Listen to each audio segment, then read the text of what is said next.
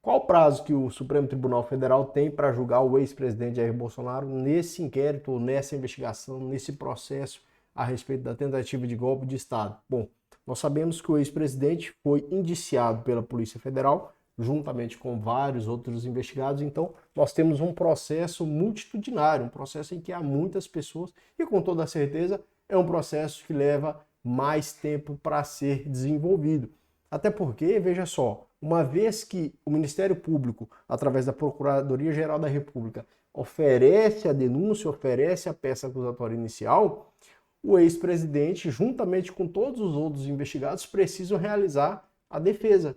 E veja só, a defesa, para ser desenvolvida, vai levar algum tempo. E é nesse contexto que eu quero trazer para você o princípio da duração razoável do processo e a gente abordar em face dessa ação penal, eventual ação penal, até porque a Procuradoria-Geral da República ainda não ofereceu a denúncia contra o ex-presidente Jair Bolsonaro. Então, existe uma possibilidade de ser ofertada a denúncia. E em sendo ofertada a denúncia e sendo recebida pelo ministro do Supremo Tribunal Federal, aí dá-se início, então, ao processo. Nós vamos lá no texto constitucional, aqui no artigo 5º, no inciso 78, LXXV 3 pauzinho.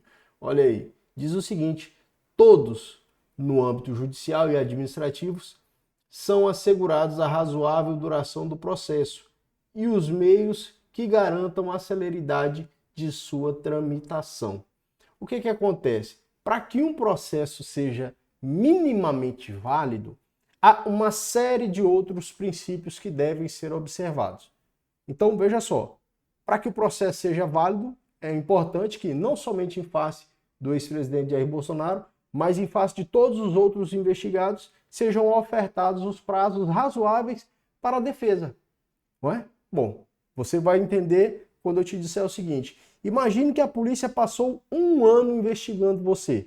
Nesse um ano, nesse trabalho que a polícia passou desenvolvendo a sua atividade de investigação, foram coletadas 500 informações que foram reduzidas em documentos. Então, todas as informações coletadas a respeito da sua conduta, a sua conduta que estava sendo investigada, foram compiladas em documentos. E esses documentos alcançaram a quantidade de 500 páginas. Veja só, você não pode achar que é razoável você ter 10 dias para se defender, sendo que a polícia teve 500 dias, 1 ano, 2 anos, para elaborar toda essa documentação. Percebe? A duração razoável do processo não significa que é rápido, significa que tem que ser suficiente para o cumprimento de todos os outros princípios constitucionais estabelecidos. Quais são os outros princípios, Flaviano, que possam ser relevantes em se tratando desse caso que envolve o ex-presidente Jair Bolsonaro e os demais investigados? Ora, contraditório, ampla defesa. Aqui, olha só, para o exercício da ampla defesa, há necessidade de ciência de tudo que tem no processo. E aí, meus caros, não é notícia de site, né? Eu sei que tem gente que hoje quer estabelecer juízo a respeito de um processo a partir de notícias de site. Não tem como, é absolutamente impossível. Você vê uma notícia de site, aí você vê algumas pessoas se manifestando, fazendo chacota, fazendo deboche, brincando. Meus caros, o processo não é notícia de site. O processo não é vídeo, igual eu estou gravando aqui falando, não. O processo é aquilo que está documentado nos autos do processo. E para que seja realizada uma defesa, na sua melhor compreensão como ampla defesa, todos os meios de defesa têm que ser ofertados às pessoas. Então veja, vem o Estado contra o indivíduo. O Estado é muito maior do que o indivíduo, por isso que o indivíduo recebe proteção. Por isso que às vezes nós temos aquela sensação de que a justiça está protegendo, e aí se fala, né? A justiça está protegendo o vagabundo, a justiça só protege bandido, direito dos manos, direito dos bandidos. Não, não é por isso. É porque o Estado e toda a sua estrutura é muito maior do que o indivíduo. Então, quando vem contra o indivíduo, o Estado, vem o Estado, o Ministério Público, Polícia, Judiciário, vem todo mundo em cima do indivíduo. É claro que o indivíduo é mais fraco. Nessa relação, ainda mais no processo penal, o indivíduo é mais fraco se comparado ao Estado, não temos dúvida disso. Por isso tem que ser ofertado pelo Estado todos os mecanismos de defesa.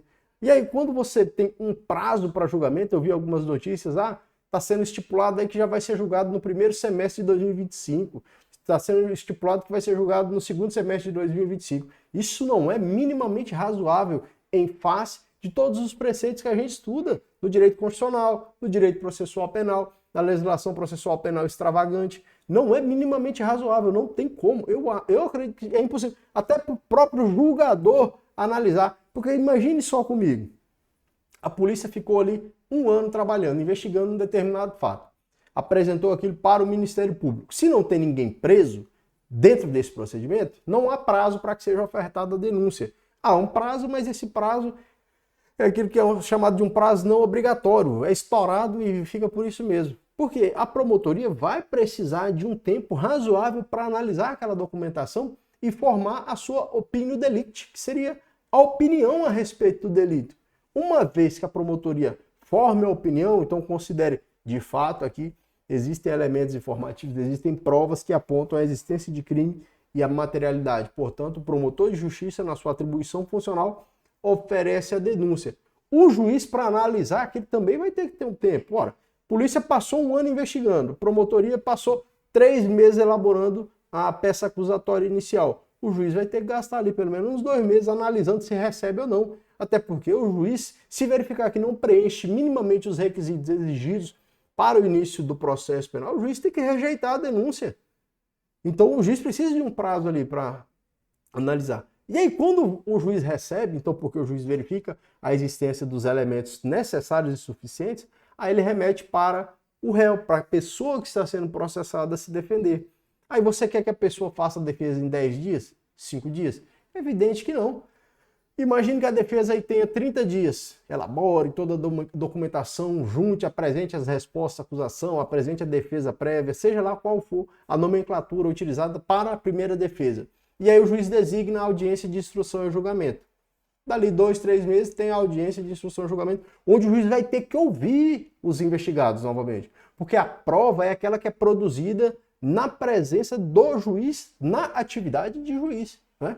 Então veja só, não é prova quando, de repente, numa delegacia de polícia, o delegado de polícia escuta uma pessoa. Aquilo não é uma produção de prova. Aquilo é a colheita de um elemento informativo. Porque a prova existe a partir do momento que há a submissão ao contraditório, na presença da autoridade judicial. Então, mesmo que a pessoa já tenha sido ouvida em sede de investigação, o juiz vai ouvir aquela testemunha lá durante o processo, na presença do advogado, com o Ministério Público, com o promotor, com o procurador. Ali sim haverá a produção da prova. É claro, os elementos informativos que foram colhidos durante a fase de investigação serão relevantes, serão levados em consideração, mas tem que haver a produção da prova judicial. A produção da prova judicial é que vai servir essencialmente ao convencimento do juiz. Então os juízes, os ministros, participam da produção da prova, é realizado os interrogatórios, a oitiva de testemunhas, e tudo isso leva um tempo significativo. São mais de 30 indiciados. Imagine que a Procuradoria ofereça denúncia em face de todos os indiciados.